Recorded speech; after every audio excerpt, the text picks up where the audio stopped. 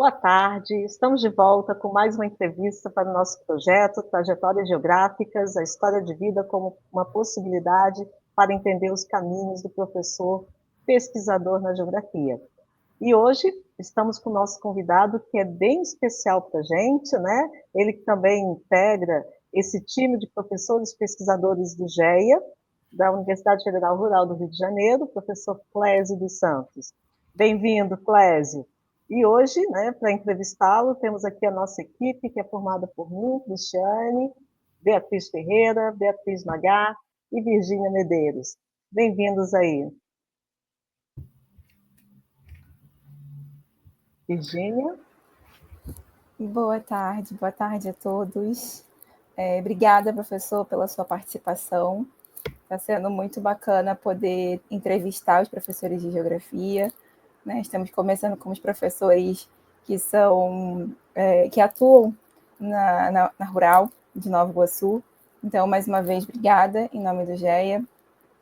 Eu vou começar fazendo uma apresentação do professor, que nós preparamos com muito carinho, e aí depois a gente segue para as perguntas, ok? Então, vamos lá. O professor Clésio dos Santos é pai de 2 filhos, Pedro e Camila, e também de Pet, o cachorrinho Thor. Entre suas preferências, podemos destacar o gosto por artes de um modo geral, em especial por filmes. Graduado em Geografia pela Universidade de São Paulo, mestre em Geografia pela Universidade de São Paulo, mestre em Geociências, doutor em Ciências, Ensino e História de Ciências da Terra pela Universidade Estadual de Campinas e pós-doutorado em Geografia pela Universidade de Buenos Aires. Professor associado de Geografia do Departamento de Educação e Sociedade do Instituto Multidisciplinar da Universidade Federal Rural do Rio de Janeiro. Professor permanente do Programa de Pós-Graduação em Geografia, o PPG-GEL, da Universidade Federal Rural do Rio de Janeiro. Professor permanente do Programa de Pós-Graduação em Educação, Contextos Contemporâneos e Demandas Populares, também da Rural. Professor do curso de Licenciatura em Pedagogia à Distância, da Unirio, CEDERJ. Pesquisador e vice-coordenador do Laboratório Multidisciplinar de Ensino, Pesquisa e Extensão, LAMEP. Líder do Grupo de Estudos e Pesquisas em Ensino de Geografia, o GPEG. Pesquisador do Grupo de Estudos Integrados em Ambiente, Geografia e Ensino, GEA. Pesquisador do Grupo de Pesquisa de Cartografia Escolar, na Unesp. Tem experiência na área de Geografia, com ênfase em Ensino de Geografia e em Cartografia, atuando principalmente nos seguintes temas: didática e ensino de geografia, cartografia escolar, formação de professores, educação ambiental e estudos socioambientais. Professor, mais uma vez agradecemos a sua participação, né? Um belíssimo currículo, e vai ser um prazer conversar e dialogar hoje, né, com você. Eu que agradeço, a gente já começa agradecendo, né? Obrigado, Algeia, essa oportunidade de conversar novamente, principalmente com os alunos. Acho que é uma ideia muito interessante que vocês tiveram, que é o momento de conhecer um pouco mais a profissão, né, os professores, né, quem são esses professores, os professores que vocês estão tendo contato e terão contato, vai ser muito bom. Mas obrigado pelo convite. Vamos lá, para começar a nossa conversa, então, a gente queria saber como que você chegou na geografia? Sempre foi um sonho para você ser geógrafo? Sim, mas eu tive um caminho longo para chegar na geografia, assim. Apesar de, curioso, sempre querer fazer geografia, né? E tem muito a ver com a geografia que eu tive na escola, né? No ensino fundamental, principalmente.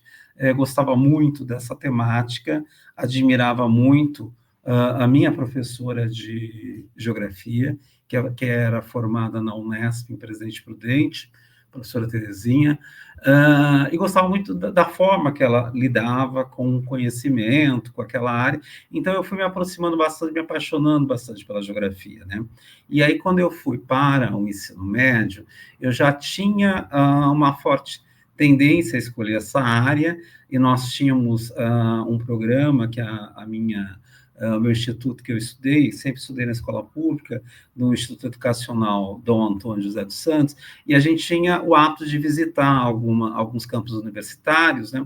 E eu acabei visitando 3 no entorno mais próximo da minha cidade, do interior de São Paulo, Rancharia, e acabamos visitando Prudente, que eu me recordo, Prudente, Assis, foi os 2 que eu fui, tá? Assim, e aí me apaixonei, lógico, pelo campus de Prudente, que é onde tinha geografia, então eu estava super bem contextualizado, era próximo de onde eu estava, tal.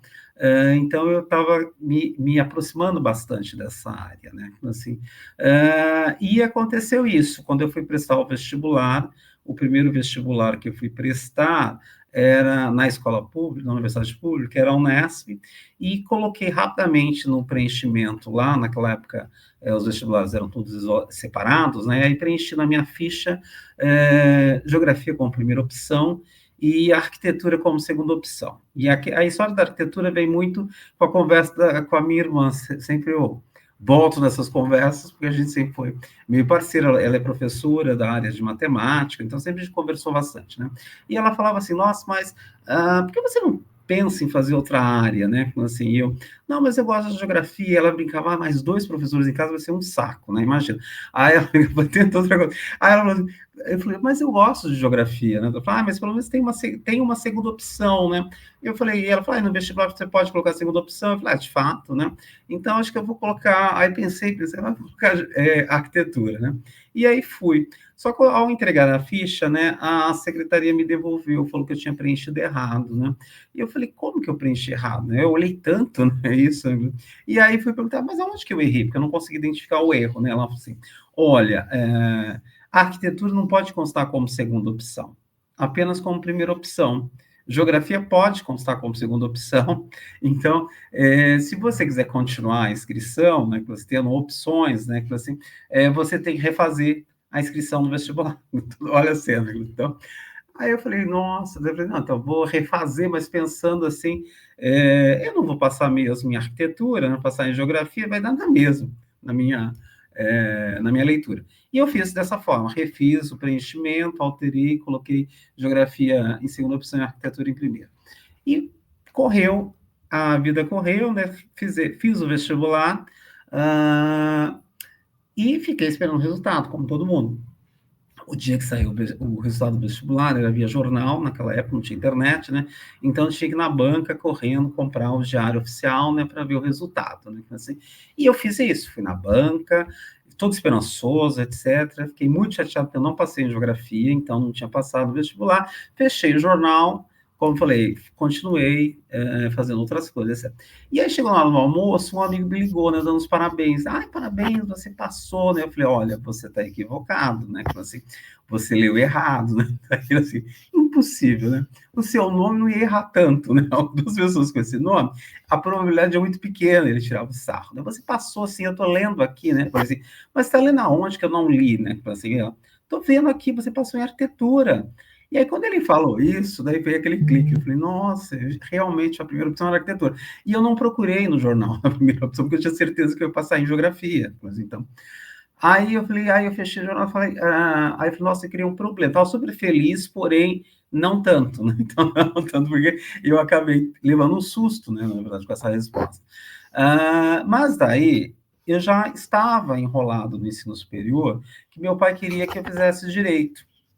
E eu havia me matriculado na faculdade de Direito, já fazia um mês que eu ia na faculdade de Direito, uma faculdade de Direito privada no interior de São Paulo, aquela bem pró-fazendeiro, tá? Então, na verdade, essa era o perfil, e eu estava matriculado.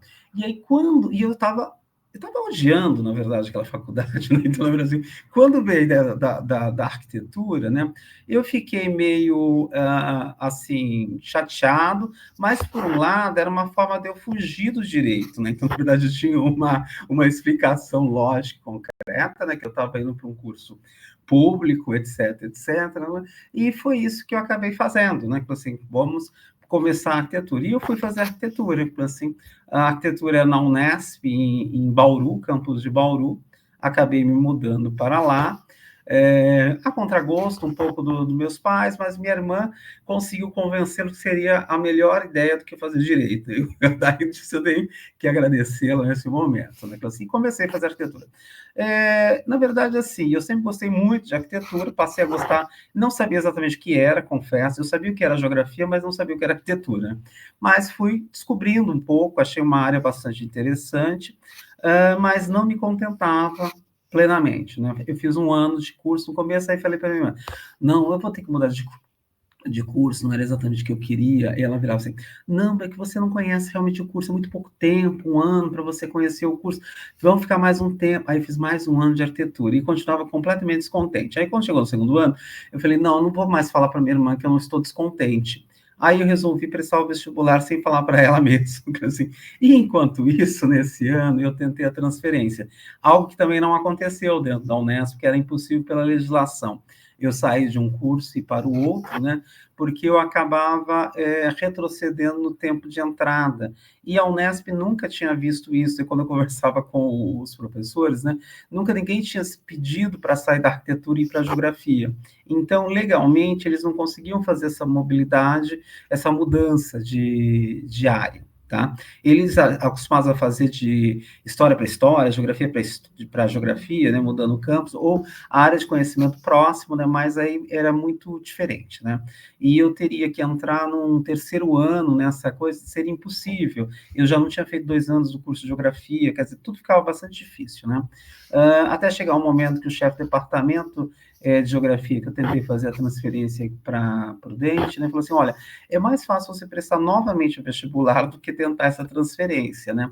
Eu falei, e ele me convenceu, disse que de fato seria mais fácil mesmo, assim, e aí eu fui para essa segunda rodada dos vestibulares, eu falei, já que eu vou prestar também, além da Unesp, né, a Universidade de São Paulo, a USP, e acabei fazendo isso, eu prestei vestibular tanto na Unesp como e na USP, acabei passando nas duas e fui fazer geografia em São Paulo, tá?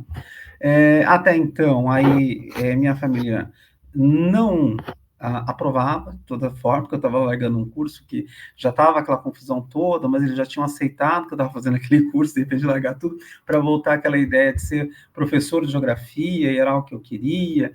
Então a família não viu com bons olhos, mas fui assim mesmo, com uma certa dificuldade, até porque já era difícil sair do interior, estudar na capital, tem tudo isso, tenho clareza que não é todo mundo que conseguiria fazer isso, tá? Mas mesmo assim, com todo o esforço, ainda era bastante difícil, né? Assim, então, e não tendo o apoio da família, ainda fica mais complicado ainda, né? Então, na verdade, assim, foi difícil naquele momento. Acho que da família toda, mais coisa de mãe, que apoia mais por debaixo do pano, escondidas, tal. Porque meu pai estava, assim, de relações cortadas comigo naquele momento. Minha irmã também, que não gostou muito da ideia de toda essa mudança, mas fui para São Paulo.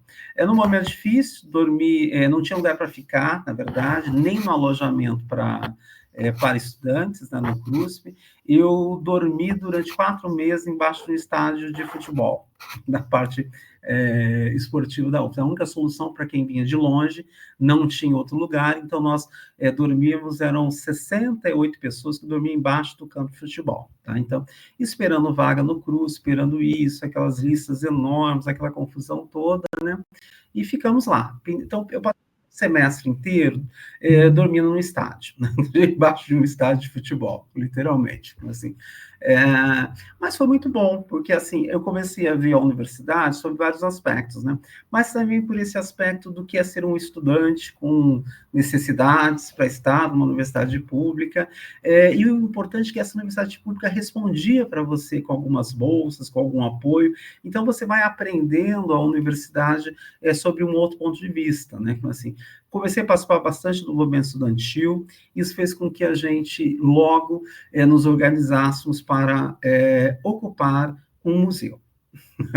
Aí vem a história dos museus, né?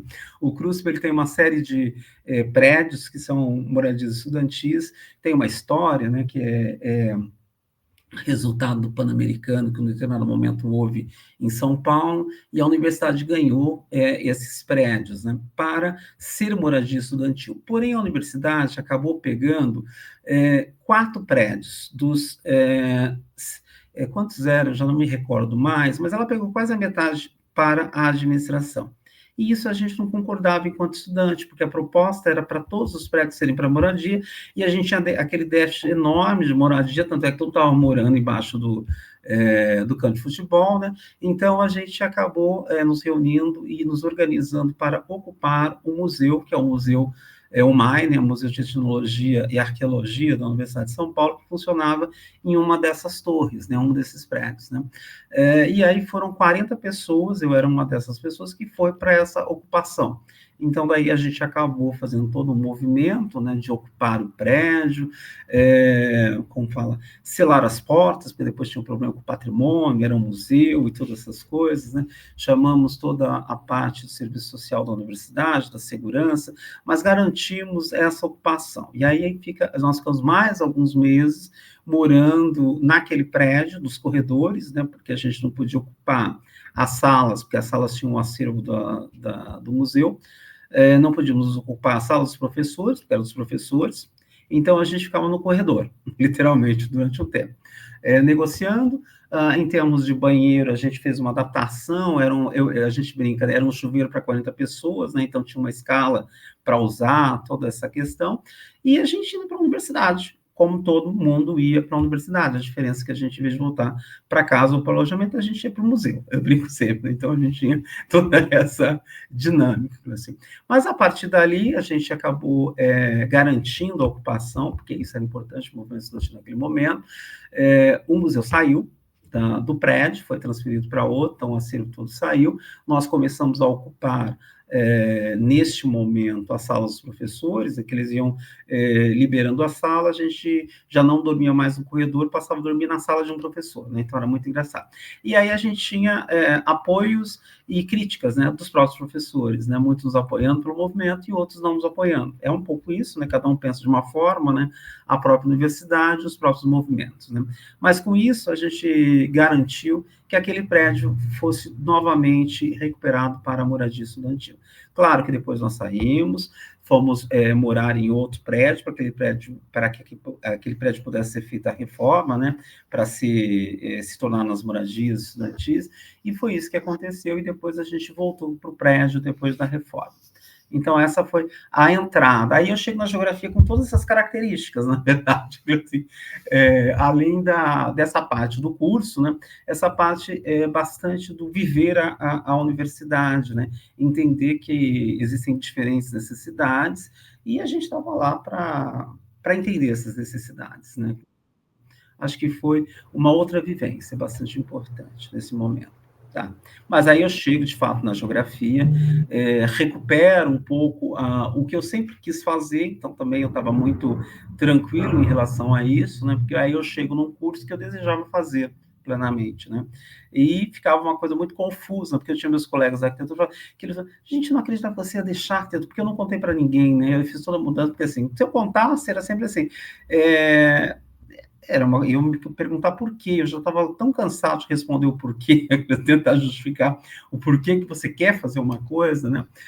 Eu acabei indo direto para a geografia e depois que fui conversar com eles, né? Então, tipicamente, assim, não era uma área que eu tenho aversão, pelo contrário, gosto muito da arquitetura, mas não me sentia pleno naquela área do conhecimento, por isso que eu acabei procurando a área que, de fato, eu gostava e gosto, né? Então, acho que essa foi uma procura bastante interessante. Então, eu demorei para chegar na geografia por isso, né? Eu passei por outras áreas, mas, assim, quando eu chego, eu tinha um pouco mais de clareza, um pouco do que eu queria fazer, do que eu queria ser. Então, acho que isso foi essa minha chegada, minha escolha de fazer geografia.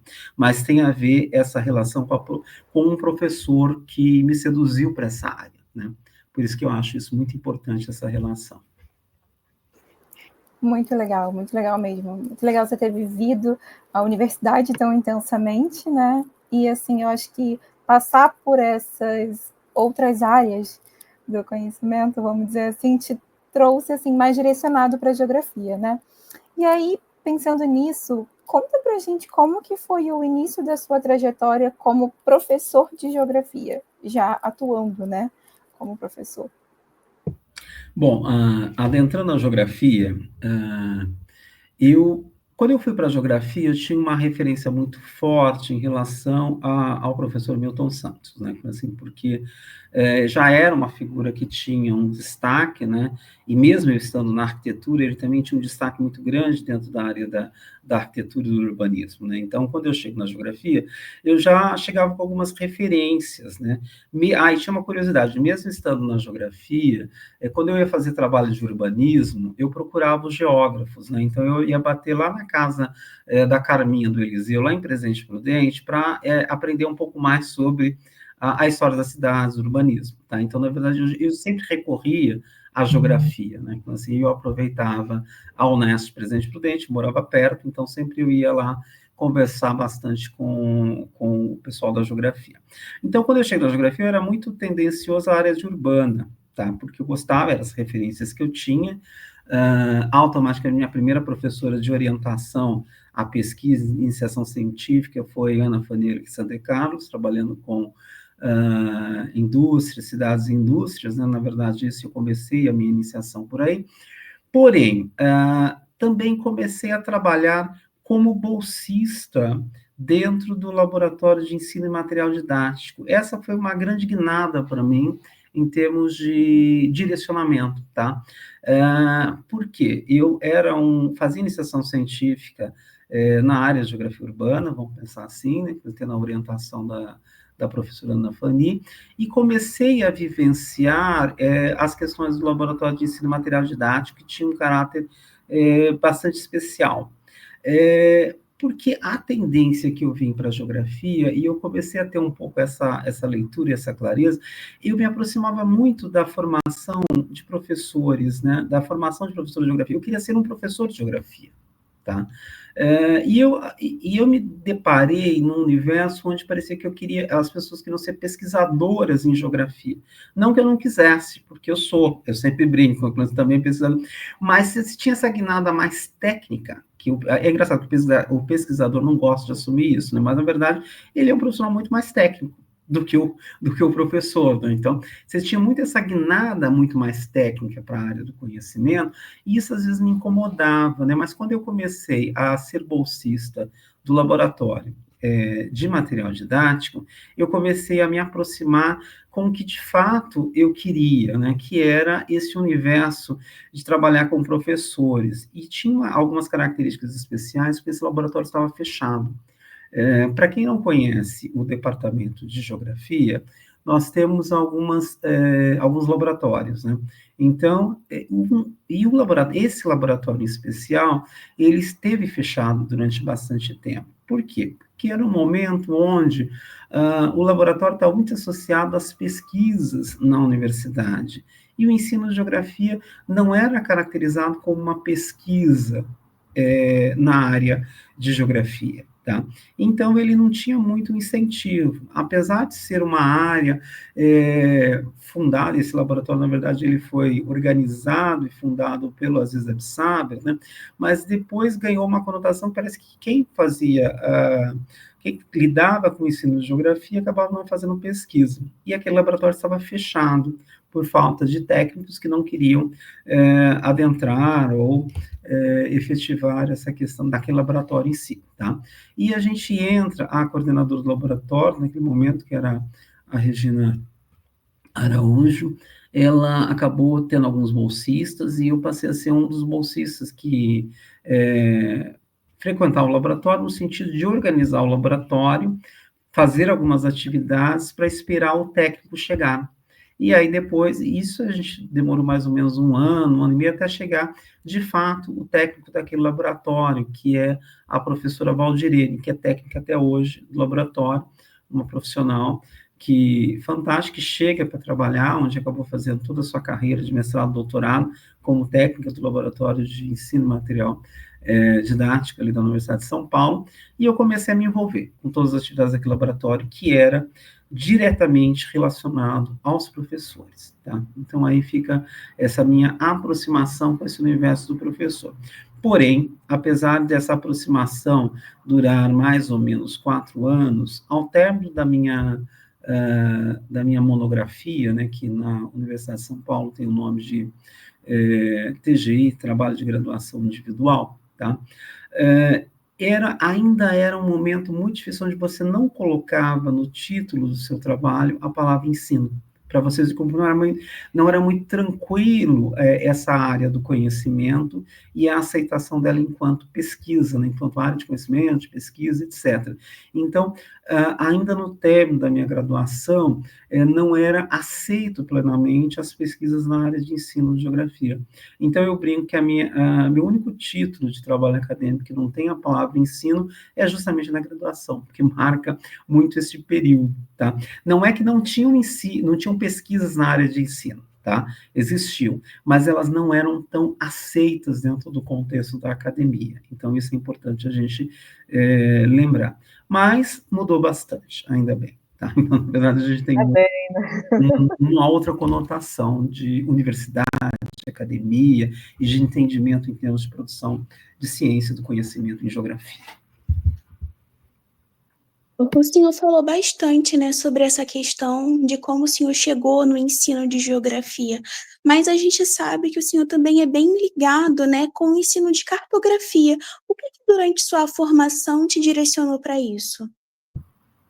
Olha, porque, bom, primeiro porque eu já tinha uma vivência dentro do contexto da arquitetura, com essa questão de projeção, projetos, né? Então, isso era uma característica. Então, quando eu cheguei na geografia, eu acho que a única ponte mais direta que ficava com a arquitetura anteriormente era justamente a área de cartografia. E eu sempre fui muito ligado ao mundo das linguagens, né? A linguagem gráfica é uma linguagem que me acompanha há bastante tempo, né? Então, eu sou um defensor nato da linguagem gráfica, acho que é uma linguagem muito importante, né? Isso eu a desenvolvia dentro da arquitetura e também passei a desenvolver dentro da geografia, e era uma porta de entrada, uma conversa. Mesmo que a cartografia tenha uma linguagem própria, que é a linguagem cartográfica, mas é uma linguagem que está no universo dessa linguagem mais ampla, que é uma linguagem visual e uma linguagem gráfica. Então, isso me aproximava. Porém, outro fator também era importante, que nesse laboratório, o contato com os professores eram por meio de cursos de formação continuada, tá? E esses cursos de formação continuada, eles eram ofertados nos finais de semana, nos sábados, porque eram professores da rede pública que não podiam e não eram dispensados ao longo da semana. Então, nós oferecíamos esses cursos nos sábados. E a gente fazia sempre uma enquete de quais os cursos que esses professores gostariam de ter. E a grande maioria, naquele momento, pedia 2 cursos. Em primeiro lugar, cartografia. Em segundo lugar, geografia física. E aí nós víamos o porquê dessa relação, né? Nós estávamos saindo... nós já havíamos saído, vamos pensar, do período ditatorial, né? Mas a gente tem que lembrar que no período ditatorial a gente teve muitos professores formados pelo modelo dos estudos sociais, né? Que é um modelo bastante esvaziado de tudo, especialmente de geografia, né? E dentro da geografia, principalmente de cartografia e geografia física, né? Então, quando era dado alguma área de conhecimento, algum conhecimento em geografia para esses profissionais formados em estudos sociais, era a área de geografia humana que era dada. Então, na verdade, nunca foi dado cartografia, nunca foi dado geografia física. Então, esses profissionais que vinham dessa formação em estudos sociais, que depois muito foram efetivados como professores de geografia nas redes públicas, não tinham uma formação em cartografia e em geografia física. Então, eles pediam para ter, em termos de formação continuada. E nós começamos a organizar muitos cursos com base na cartografia voltada para esses professores, na geografia física voltada para esses professores. Então, aí foi uma aproximação direta, e nós começamos a trabalhar um curso. Acho que eu passei quase 3 anos, quase, trabalhando com esse mesmo curso, que era a construção de maquetes para professores, tá? Por quê? Porque a gente trabalhava a parte de cartografia, íamos para a construção das maquetes, e depois era a discussão das possibilidades do trabalho daquele material didático, tá? E nós passamos a fazer isso intensamente, né? Assim, então, isso foi cada vez mais me aproximando da cartografia, e isso faz com que eu termine.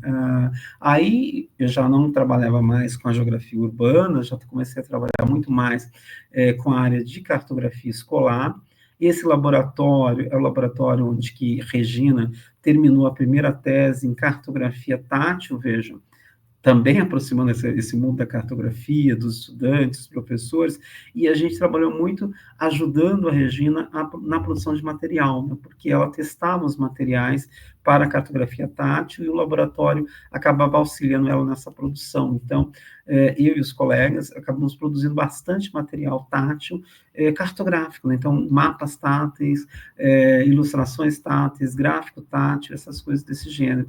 E a gente passa a ter um envolvimento mais direto nessa relação com a cartografia. E ao sair da graduação, eu vou para o mestrado, e depois de menos de um ano de mestrado, sou convidada a dar aula de cartografia.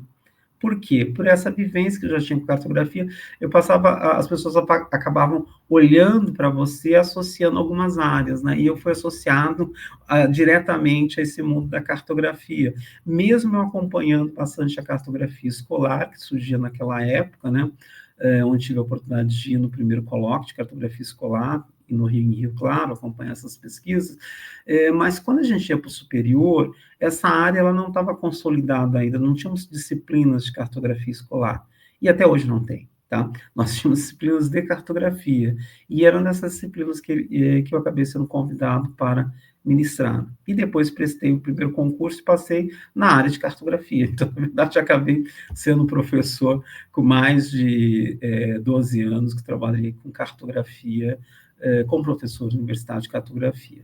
Isso influenciou muito minhas pesquisas, né, porque um dos mestrados eu trabalho com cartografia temática para o ensino médio, o doutorado, a geocartografia, voltado no ensino superior de São Paulo, então, automaticamente, era uma temática que me acompanhava constantemente, tá?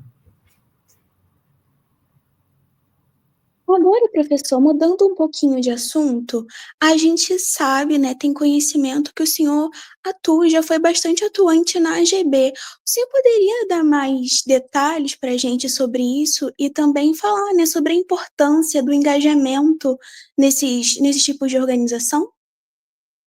Bom, a AGB é bastante especial, acho que para todo mundo que participou ou participa da AGB, né, porque acho que é uma outra escola e uma outra forma de entender a geografia no contexto brasileiro, tá? Na verdade, é uma das instituições científico-culturais mais antigas que nós temos no país. Ela tem a mesma idade da Universidade de São Paulo, porque ela é criada no mesmo momento, onde se cria a universidade, se cria os cursos, se cria essa associação, tá? Ela muda o seu perfil, mas ela não perde essa característica do fomento à ciência e à cultura científica, tá? Então, isso é muito interessante. Ela nunca foi uma associação profissional. Ela sempre foi uma associação cultural de fomento à ciência e à cultura, tá? Então, isso é importante a gente entender. E, durante muito tempo, foi uma das poucas associações que nós tivemos de geografia no contexto brasileiro. Então, ela tem uma larga importância, até porque ser uma das poucas, né? E era um dos lugares onde a gente conseguia nos reunir, enquanto profissionais da área de geografia, para pensar essa área de conhecimento, para entender como ela se comporta em relação à sociedade. Assim. E aí eu tive a oportunidade de participar de várias gestões da AGB, e aí, cada gestão você tinha uma função, também é muito importante isso, né, porque é um aprendizado, então eu já fui coordenador de biblioteca, já fui na parte de divulgação, depois eu terminei como vice-diretor em São Paulo, depois mudei de São Paulo, hoje sou associado da AGB Rio, tá? Mas, de todo jeito, a gente acaba aprendendo um pouco a como que essa área de conhecimento se organiza e como que a gente tem que brigar e defendê-la, tá? E foi um momento muito importante porque a gente recuperou a participação de muitas pessoas que tinham se distanciado da associação. Porque a associação é isso, né? Quando não é uma associação profissional, você tem que defender a sua área de conhecimento, não é o seu campo profissional propriamente dito, é entender que a geografia é importante para a sociedade. Não importa se eu sou um professor, se eu sou um pesquisador, o que é importante é que essa área de conhecimento ela tem que estar viva na sociedade e participativa. E a gente teve um trabalho, um cuidado bastante grande, né, porque eu acabei trabalhando bastante com o Gil Sodero, com a Lea Francesconi, com a Marisa Buitoni.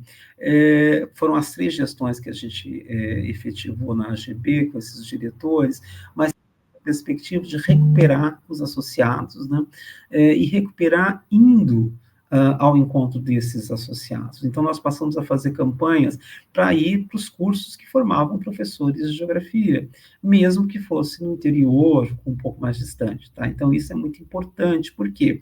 Porque a pessoa que está se formando em determinadas áreas, às vezes se sente um pouco sozinha. E depois que ela se forma, ela fica mais sozinha ainda, se ela não tem interlocutores, né? Então, imagina, enquanto você está na universidade, você tem o contato dos professores, dos grupos de pesquisa, disso, daquilo. E quando você sai, ou você fica com contato do grupo de pesquisa, ou você tem que ter algum contato. E a GB era um desses contatos, por isso que ela tinha que se manter viva, que era um momento onde os profissionais formados podiam e podem voltar a discutir a sua área de conhecimento, a participar e acompanhar o que muitas vezes a universidade tinha essa função. Né? Agora, ele, como profissional, ele se distancia e fica meio sozinho, e a associação pode ser uma forma de interação. Então, nós estamos retomando e procurando oferecer esse apoio. Então, por isso que a AGB é importante, né? Porque a partir do momento que eu vivenciei isso enquanto sócio da AGB, mas enquanto participante, eu acredito até hoje. Então, quando a gente vai nos encontros, né, a gente entende que a gente vai nos encontros para nos encontrar, de fato, né? Encontrar com velhos e novos amigos, entender, realimentar esse processo, né? Assim, e um processo muito de igual, né? Por quê? Porque ali eu, enquanto professor, enquanto aluno, enquanto professor titular, enquanto professor no início de carreira, enquanto professor da escola básica, enquanto aluno que está terminando, que está começando, e todos falam sobre a geografia que desejam, a geografia que fazem. Então, é uma troca muito grande, né? É bastante democrático esse tipo de construção.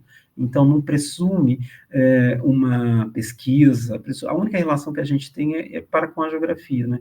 Essa área de conhecimento. E aí a gente aproveita, a gente conversa, a gente aprende com todos, de uma forma bastante democrática, sem grandes hierarquias. Isso que é importante. E acho que a GB é uma prova disso. É tão prova disso que hoje ela é quase abandonada, né? Por quê? Porque as pessoas não veem interesse nela, né? Porque antes as pessoas vinham interesse porque ela eram grandes canais de publicação.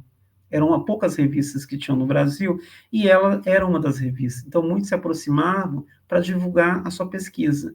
Hoje a gente tem muitas revistas, então as pessoas não precisam se aproximar da AGB para isso. A gente tem que se aproximar da AGB para outras coisas, né? Para continuar discutindo a geografia, outras possibilidades de trabalho. Então, isso faz com que exista um abandono, o não entendimento dessa área de conhecimento, né? Desculpa, essa associação, a função dela. E a função dela continua sendo aglutinada, mas aglutinada de uma forma mais democrática e não tão compromissada com, eu brinco, com o Lattes, né, das pessoas, com o data quality, né, é um compromisso, de fato, com a área de geografia, a ciência e a cultura em termos mais ampla. Tá? Mas é um convite para quem não conhece a GB, procurem conhecer, procurem se aproximar, se filiar, ir aos eventos da AGB. Isso é um aprendizado fantástico, seja nos ENGs, nos congressos brasileiros, qualquer outro evento, fala professor, qualquer outro evento que essa associação oportuniza. Tá? Muitos reclamam que ela é muito grande, ela é desorganizada, tem muito aluno, mas ela é para ser assim mesmo, ela é para ser exatamente dessa forma, que a desorganização, muitas vezes, é uma organização muito mais democrática, né, que permite com que as pessoas participem mais intensamente, né, que elas participem, de fato, da instituição. Muito bem lembrado aí, Clésia. A GB é fantástica, né? A gente que acompanha há bastante tempo aí sabe o quanto várias temáticas da geografia nascem nesses eventos, né, e passam aí a fazer parte, né, da geografia que a gente pratica hoje, né? Eu vou passar aqui, Bia Ferreira. Agora, professor, vamos falar de uma coisa muito especial, né? Que atualmente o senhor está na Espanha fazendo o seu pós-doc. O que você tem estudado aí? E quais as diferenças que o senhor tem percebido entre a forma como a ciência geográfica é vista aqui no Brasil e aí? Bom, eu estou trabalhando aqui com um pós-doc na Universidade de Valência, com os professores José Souto e Diego Monteagudo. Tá? São professores que têm trabalhado bastante. O José Souto já está jubilado, mas ainda bastante na ativa dentro da universidade. O Diego é um professor mais jovem. Mas eu estou num núcleo muito forte de ensino de geografia aqui da Espanha, tá? Eu não venho, foi escolhido a dedo estar com eles, porque, de certa forma, eles representam bastante do que o ensino de geografia tem produzido no contexto espanhol, no contexto ibero-americano, tá? E é curioso, porque, na verdade, existem uma característica de um certo envelhecimento da área de geografia e do próprio ensino de geografia dentro do contexto espanhol, e a dificuldade da manutenção dos quadros, tá? Então, quando eu falo isso, na verdade, eu estou falando que nós temos uma produção de um conhecimento na Universidade Espanhola. Eu falo a partir da área de ensino de geografia especialmente, mas ela transborda para a maioria das áreas, né? Nós temos uma universidade que está com uma dificuldade de renovação de quadros, tá? Por quê? Porque a universidade mudou muito no contexto europeu, né? O Tratado de Bolonha faz com que essa universidade mude, e, na verdade, não tem trazido grandes frutos para essa universidade diretamente para cada uma, portanto, é que a dificuldade da manutenção é grande das vagas. Então, dificilmente os concursos são feitos, os professores se aposentam e a gente não tem a renovação de quadro imediato. Então, não é nada diferente do que tem acontecido em algumas universidades brasileiras, tá? Então, isso está prejudicando bastante a produção do conhecimento. Então, você tem um acúmulo de produção enorme feita, mas eles estão com dificuldade de renovar essa produção, ter mais professores trabalhando, né? Por outro lado, a área de ensino de geografia, no contexto da escola básica, ela não se materializa enquanto disciplina escolar plena. Então, também é algo para a gente entender essas mudanças, tá? A mudança educacional que ocorreu nas reformas curriculares anteriores, ela retirou a disciplina de geografia, a disciplina de história, a disciplina de filosofia e a disciplina de sociologia, e colocou no lugar uma área chamada ciências sociais, tá? Então, na verdade, o aluno da escola básica aqui na Espanha, ele não tem aula diretamente de uma disciplina escolar chamada geografia, nem história, etc. Ele tem aula de uma área chamada ciências sociais, assim. E quem pode ser professor dessa área de conhecimento que está na escola, a partir da ESO, né, que é o ensino secundário aqui, são professores formados no master, né, que aqui, e tem que ter um mestrado para ser professor dessas áreas, né, e quem que pode entrar no master de ensino secundário, de educação secundária? Pode ser uma pessoa da geografia, uma pessoa da história, etc, etc. Só que nós temos pouquíssimos professores de geografia que entram nessa área de conhecimento. Assim. Então, isso faz com que a área de geografia, ela comece a sofrer um esvaziamento, né, porque esses conteúdos que deveriam estar mais presentes na escola básica, ele passa a não estar. Às vezes, o ensino de geografia, ele está presente no que seria mais ou menos o nosso secundário, aqui no bacharelato ou no campo profissional. Mas a gente tem que lembrar que na Espanha, a obrigatoriedade vai até a ESO. Então, na verdade, não é o bacharelato, o ensino médio não é obrigatório aqui. Então, mesmo que a gente tenha a disciplina escolar de geografia no bacharelato, já são várias áreas, né? O bacharelato já é um direcionamento específico, então isso faz com que nem todo mundo tenha aula de geografia especificamente. O que eles têm são conhecimentos de ensino de geografia ou de geografia dentro dessa disciplina, sim, obrigatória, que é didática das ciências sociais. tá? Então, é essa aqui a situação. Então, a gente diminui os profissionais da área de geografia. A questão que eu quero chegar é nisso, né? Então, na verdade, a gente tem professores extremamente preparados, mas um número muito pequeno de professores, né? Porque essa configuração da universidade faz com que a gente diminui o quadro de professores específicos. Então, se antes eu tinha que pensar assim, a universidade tem que ter um profissional da área de didática de geografia, didática de história, didática de filosofia, didática de sociologia. Não, hoje a universidade pode ter um professor de didática de ciências sociais, que pode ser de geografia, pode ser de história, ou pode ser de qualquer uma dessas áreas. Então, e a mesma coisa a escola, porque antes a escola precisava de 4 professores, né? Olha, precisa de 1. Então, veja, isso a gente tem vivenciado bastante. Claro que isso não tira toda a base de construção do ensino de geografia feito na Espanha, mas dificulta a presença desse conhecimento na escola básica, tá? E isso a gente tem vivenciado bastante, né? Assim, então, estando aqui, meu filho está na ESO, então, na verdade, ele tem aula com um professor, só que é um conteúdo geral, né? Um semestre trabalha com geografia, outro semestre com história, outro semestre com filosofia. Então, imagina, é uma área de conhecimento que tem essa característica, tá? E isso tem influenciado bastante o ensino superior. Então, veja, não é porque foi implementado na escola básica que não vai influenciar o ensino superior.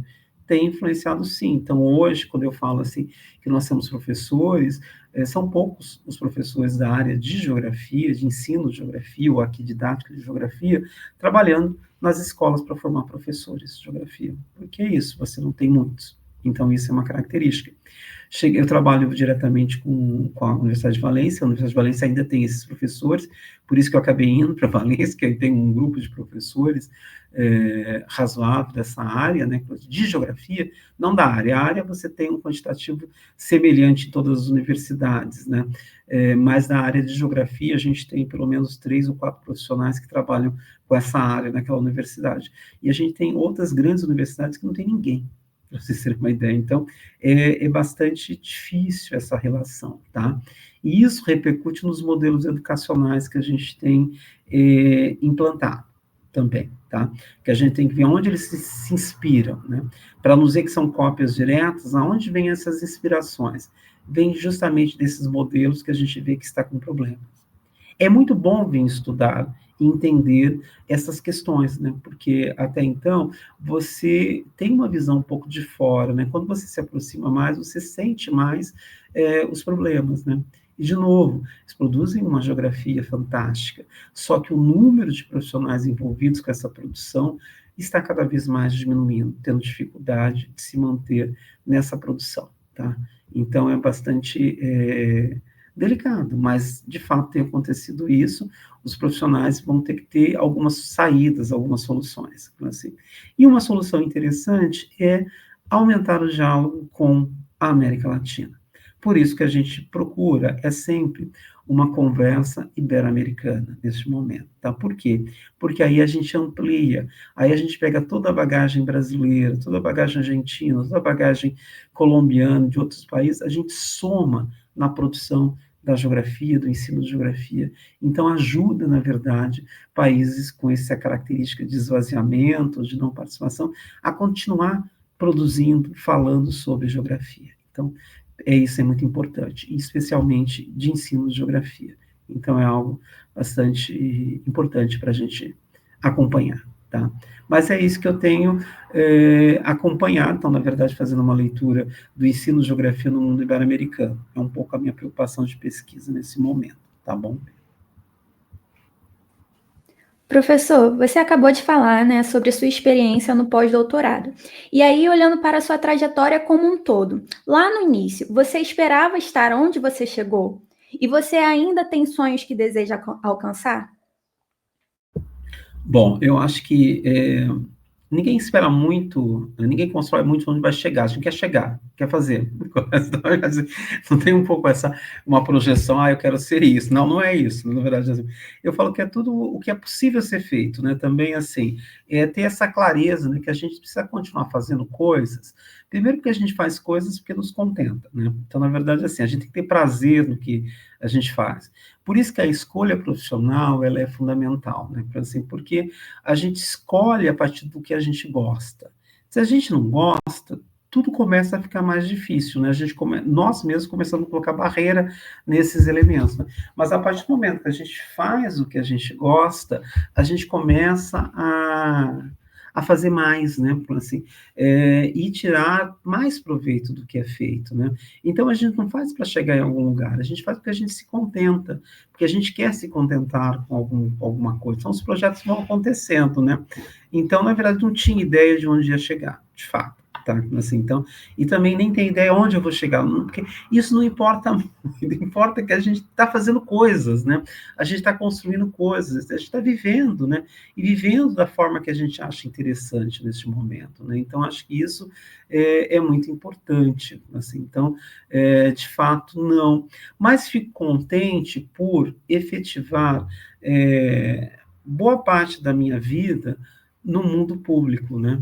Então, eu sou fruto da escola pública, né? Então, quando a gente fala que a escola pública não dá certo, para mim não dá certo por quê, gente? Eu estou que eu me conheço por gente na escola pública, né? Então, passo meu ensino fundamental, meu ensino médio, meu ensino superior, meu mestrado, meu doutorado, meu pós-doutorado, no mundo público. Então, na verdade, assim, e hoje sou professor da área pública. Então, assim, é uma outra visão de que, de fato, a gente tem que muito brigar pelo ensino público, né? E a gente começa a ver que esse ensino público, gratuito, de qualidade, que nós tanto defendemos e efetivamos no Brasil, é muito caro nos outros lugares. Ele não existe. Então, aí a gente tem surpresas, né? Porque a escola pública, ela existe em quase todos os lugares, tá? Mas, de fato, ela não é uma escola pública gratuita, de qualidade para todos, tá? Ainda a gente tem que brigar para ser para todos, que ainda não é. É uma briga que a gente vai continuar, tá? Assim, mas a gente vê outros modelos que são bastante limitadores, né? Primeiro, porque a escola pública paga. Então, na verdade, assim, então, é um susto para nós, né? Porque se a gente for falar que no mundo, acho que só Brasil e França têm escola pública gratuita, de fato. A todos os demais paga alguma porcentagem, tá? Paga anualmente, paga uma mensalidade, uma matrícula, alguma coisa. No Brasil e na França, não. São os dois lugares que efetivam plenamente essa escola pública, essa universidade pública, escola também, né? Então, a gente tem que cuidar muito disso que nós temos, né? Porque ela é muito preciosa, né? E a gente tem clareza da relevância dela e do poder que ela tem de transformação, né? Por isso ela é tão atacada. A gente vê constantemente, porque não é à toa que ela é muito atacada, porque as pessoas sabem que, de fato, a gente move montanhas, digamos assim, mas a gente muda muito a vida dos indivíduos, né? E isso é muito temeroso para alguns sistemas, né, que não querem essa mudança, né? Então, é muito mais tranquilo tudo estar e ficar como está. E a educação não permite isso, né? A gente brinca que a rebeldia maior de uma pessoa pobre, quando ela entra na escola, é ser estudiosa. Por quê? Porque ela sendo estudiosa, ela faz grandes mudanças, assim. Então, ela está fazendo justamente o que as outras pessoas não querem que ela faça, que ela se instrua, que ela consiga entender o que de fato está acontecendo, né? Então, por isso a gente tem alguns mestres importantíssimos, como Paulo Freire, que nos alerta há um bom tempo, né? Assim, e é um profissional que tem que continuar sendo lido, porque as suas ideias são inovadoras, com a palavra plena aí, traz muita inovação pedagógica, educacional até hoje, assim. Eu brinco, não é à toa que continua sendo o brasileiro mais lido no mundo, assim. Então, isso é muito importante, e muito mais lido no mundo, academicamente também, tá? Então, na verdade, isso redobra um pouco a sua relevância, né? Então, e a gente tem esse potencial, eu falo do Freire, mas de qualquer outro pensador brasileiro, ou nós, enquanto pesquisadores, né? A gente tem esse potencial de mudar, propor coisas, ouvir e fazer coisas. Acho que isso é muito importante. Que linda sua fala, professor, estou arrepiada. Pensando nisso também, né, pensando no que você falou sobre a busca pelo prazer na nossa atuação profissional e nos movimentos, conquistas e nas lutas da nossa trajetória, eu gostaria de perguntar se você tem algum conselho para nós que estamos começando, né, a nossa jornada. O conselho vem um pouco antenado com o que eu havia comentado um pouquinho, é continuar a ser curiosos, né? Assim, eu acho que a curiosidade, ela não pode parar, tá? Mas é uma curiosidade atrelada a um senso crítico, que também é importante, né? Mas, então, uma curiosidade, mais um toque de criticidade e estudar muito, ouvir muito, tá? Escutar muito, né, que é uma palavra bastante interessante, né, assim, ir para uma fala, levar um caderno para anotar. E eu brinco, na verdade, é uma diferença isso enorme, né, porque você está dialogando com você, com aquele outro que está ali, né, assim, aquela anotação você leva para você, você vai mexer depois naquela anotação, você vai avançar. E conhecimento é isso, né? A gente anota um ponto para poder dar sequência, né? O conhecimento científico é esse. A gente não faz uma tese da noite para o dia, a gente faz uma tese na construção, né? Assim, e às vezes a gente escreve 100 páginas para colocar 2 frases, né? Então, na verdade, mas por quê? Porque existe essa construção, né? Que a gente lê, a gente aprende, a gente dialoga com os autores, com os outros. A gente não aprende sozinho, mas a gente aprende com o outro constantemente, né? Então, não perder essa curiosidade. Acho que isso é um ponto importante, né? Assim, e um senso crítico, né? Essa curiosidade com mais um senso crítico. É aquela pergunta, o porquê? Mas por quê, né? Na verdade, que não pode ser dessa forma ou não? E tentar realmente entender e tecer respostas, né? Porque o conhecimento científico, ele tem essa característica, né? A gente pergunta para que a gente possa tecer possibilidades de respostas, né? Então, assim, então isso é bastante interessante para trazer novas indagações.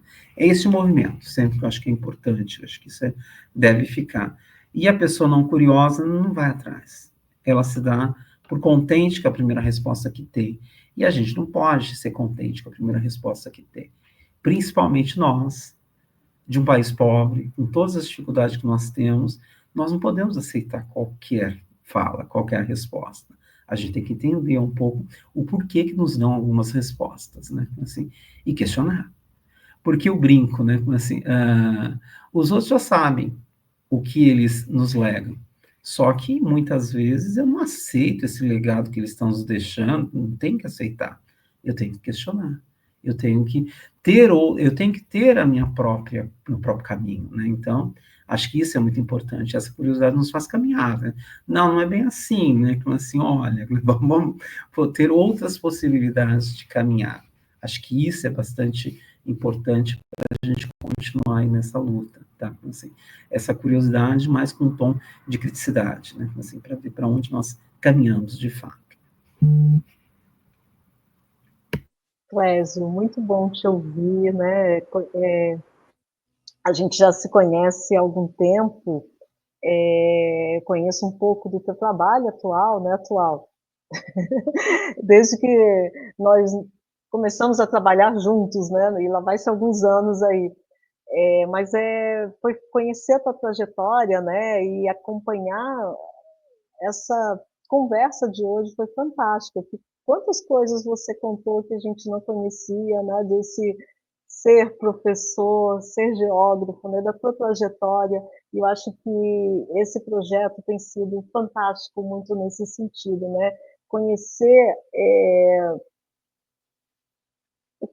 essas trajetórias que nos conduziram até esse momento, né, esse papel fundamental de professor na sociedade, de uma universidade pública, gratuita e de qualidade. Então, parabéns, e estou encantada ainda mais com o teu trabalho, né? E em tantos momentos a gente começa meio que juntos aí na geografia, né? E a gente vai se conhecer um pouco mais tarde na própria universidade, né? E hoje com essa nossa parceria bastante grande aí que a gente tem, né? GEA, GPEG, os grupos de pesquisa aí onde a gente tem uma atuação, né? O projeto das lives, ele vem lá da pandemia, e a gente conduziu isso, né, junto com a professora Edileuza aí de uma forma bastante bonita. E hoje te ter aqui de novo para conhecer essa trajetória, fantástico, não tenho palavras aqui para descrever. Muito obrigada aí pela tarde de hoje, viu, Clésio? E saudades aí, né? Assim que voltar para o Brasil, voltar para a universidade, a gente continua aí as nossas trajetórias Com certeza. na universidade. Bom, eu que agradeço, Virgínia, Beatriz Ferreira, Beatriz Magá e Cristiane por essa oportunidade de falar, conversar. É sempre muito bom. Eu sou um problema que eu converso sempre, né? Então, se me encontrar no corredor, estou conversando e vou indo, mas é muito bom conversar, sem dúvida nenhuma. Assim, e agradeço aí as questões, para a gente bater esse bate-papo, essa conversa nos dias de hoje. Não temos o cafezinho do departamento, mas... Mas normalmente eu tenho um café comigo, sempre. Tá certo. Perfeito. Professor, mais uma vez, obrigada pela participação. Acho que foi muito bacana conhecer um pouco mais da tua história, conhecer coisas que a gente não sabia, né? Como a Cris falou, você começou na arquitetura e como você chegou na geografia. Obrigado por compartilhar as suas vivências, a sua experiência, o seu olhar pelo mundo. É muito curioso e assim, é muito bacana o quanto que é marcante assim, esse olhar que você tem para o mundo, sabe, enquanto geógrafo, assim, de uma forma bem ampla. Então, obrigada pela conversa. E eu vou deixar um spoiler aqui do nosso próximo convidado. A gente tem feito isso, né, nos vídeos.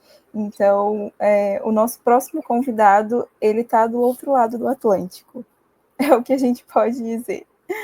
Né? Está vivendo uma experiência lá e também nos disponibilizou uma data para uma conversa. E é isso. Esperamos vocês no próximo vídeo. Obrigada, professor. Obrigada, meninas. É isso. Tchau, tchau, galera. Tchau, tchau, gente. Beijo, Clésio. Beijo, meninas, e a gente se vê aí. Beijo, Tchau, tchau. Tchau, tchau.